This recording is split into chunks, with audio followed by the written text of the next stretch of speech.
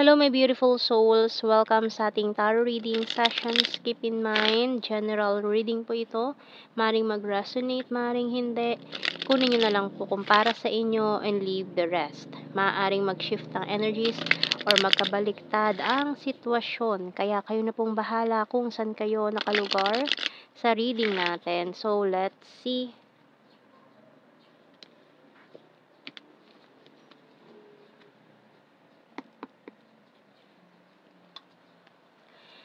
So, we have here the Two of Pentacles and the Justice card. Nine of Wands and the Five of Wands. Four of Pentacles, Three of Swords, Six of Wands, and the Four of Swords. Five of Swords, sorry. So, yung bottom card is Three of Pentacles. Oh, mukhang nagkakaroon ng problema, issue sa work, ha? Na mabigat para sa'yo, pero parang gusto mo nang bitawan. Pero nagdadalawang isip ka kung bibitawan mo na. Kasi mukhang nape-pressure. Pressure sa work. Maraming problem. So, mukhang may mga issue sa work na medyo mabigat. Ayaw mong umalis, pero parang it's about time na umalis ka na. Ganun. Parang hindi ka makapag-decide kasi nahihirapan ka kasi mukhang okay naman ang salary mo dyan. Malaki ang kinikita mo, pero yung environment kasi ang toxic na. Mukhang may na-fall sa isang workmate na gusto nang iwasan, kaya gustong umalis sa work. Tingnan natin. So, we have here, clear cognizance by Archangel Uriel. Pay attention to thoughts and ideas that come to you as they are answered prayers. So, sa'yo rin naman manggagaling, no, yung mga kasagutan dyan sa tanong mo. About dito, sa pinag-iisipan mo, sa undecided energy mo dito. So, ikaw rin talaga makakapagbigay ng sagot dyan sa tanong mo. Ayan. Sa'yo din manggagaling. Tingnan natin signs and symbol card. So, mukhang may gusto ka nang iwasan eh. Kaso mukhang ano ka na sana, parang malapit ka na sana ma-promote. Kayo, yun siguro yung iniisip mo, kaya ayaw mo umalis sana. Yung promotion kasi parang malapit ka na. Tapos bigla ka pang aalis, 'di ba? Kaya pero kung hindi na talaga kaya ng mental health, unahin mo muna yung sarili mo ngayon, no? Unahin mo muna yung mental health mo. So, hindi masama na mag-cut off ng mga toxic person, lalo na kung toxic na yung mga tao dyan sa workplace mo. Pahinga ka muna, no? Magpahinga muna kasi lalo na ayan, mukhang may iniisip ka din na opportunity na work abroad na isa sa mga iniisip mo. Compass. So, mukhang ito na ang hinihintay mo na may compass tayo dyan. So, mukhang sign ito na ituloy mo yung plano mo umalis. Ayan. Lalo na kung hindi na healthy yung sitwasyon mo dyan. So, isang malaking desisyon to na kailangan mong gampanan ngayon. So, ikaw ang makakapag-decide. Ikaw rin ang makakasagot dyan sa mga tanong mo ngayon. So, tingnan natin.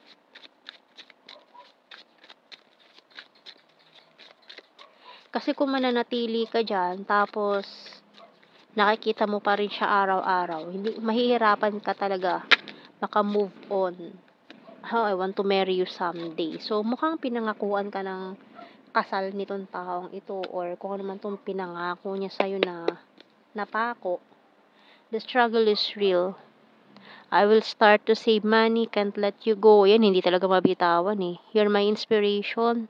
I'm a liar. Can we talk? And I'm addicted to you. Bottom card, ayun o, ito eh oh. I have multiple opportunities. Sayang itong mga opportunities na to, hindi mo kasi you're still holding on to this person na nag-cause ng heartache sa'yo, na laging mo lang nakikita dyan. So, pinanghihinayangan mo umalis kasi dahil nga sa promotion mo. Pero may nakikita kasi ako dito na opportunity pa, ayan no, na to go abroad or lumipat ng area, location, kung hindi man to abroad, change location ka or bagong opportunity na tatanggapin mo na magiging mas maganda sa'yo in the future. So, tingnan pa natin.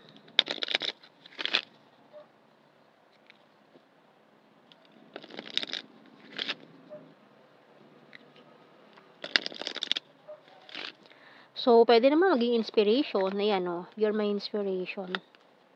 I love you unconditionally. I replay our conversations over and over. It's time for me to heal now. Ayan, no, pinamumukha sa'yo ngayon. Mag-heal ka muna from this situation. Look for you everywhere. I know I messed up everything. Oh, kasi magulo pa ang sitwasyon, no? Pahupain muna ang sitwasyon.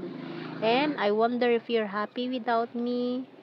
I couldn't let you get close to me, and finding out the truth crushed me. So, may mga nalaman ka pa na nakakawindang na mga katotohanan.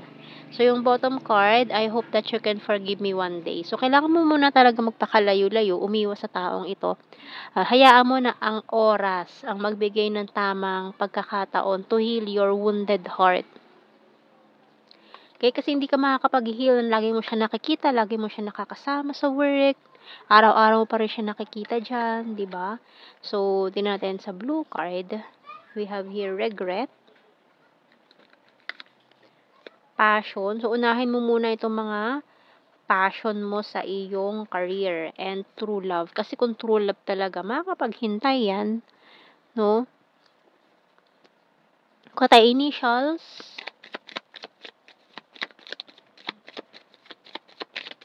lalo na kung may iba na siya dyan sa workplace nyo na kasama niya din, mas mahihirapan ka. Kaya kailangan mo muna umiwas talaga. I-sacrifice mo yung promotion.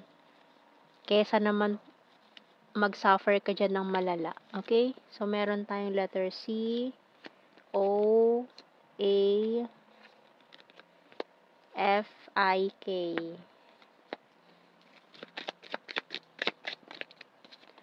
Oops. Letter Z,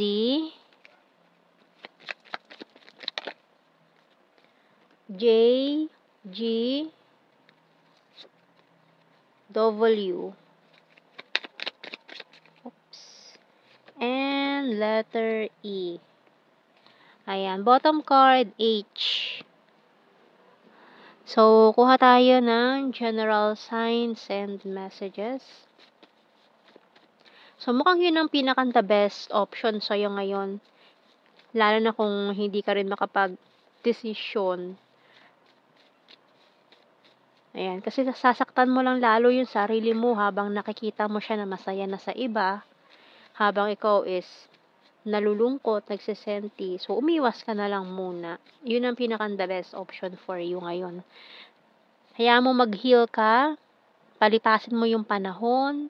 Kung kayo talaga sa dulo. Ayan. So, we have here Gemini. Lalo na kung twin flame. Ayan. Hayaan mo muna siya. Tumakbo siya kung gusto niya, di ba? Hayaan mo pagsisihan niya yan. Ayan, oh. Regret. Unahin mo muna yung passion mo sa iyong career. Lalo na't yun ang tinuturo sa'yo ng natin ngayon with the compass. I-cut off mo muna itong mga toxic person na to sa paligid mo. We have here Sagittarius, Gorgeous, and March. Emotional, ayan o, nagiging emotional ka ngayon eh. May, very serious. Ayan, magpunta ka muna ng beach, mag-unwind. Number 2, 4, and ito another sign, no? Other country. Fire sign, Aries, Leo, Sag. Cold city, ayan. Party animal, private person, September, high expectations, number 8, shy at first, popular, mali mo maging popular ka doon, mag-vlog-vlog, ganyan, maging influencer, ayan, Visayas, food lover, responsible, and divine feminine. So, yan ang ating reading, my beautiful souls. Thank you for watching. Take care and God bless. See you in our next reading, guys. Bye-bye.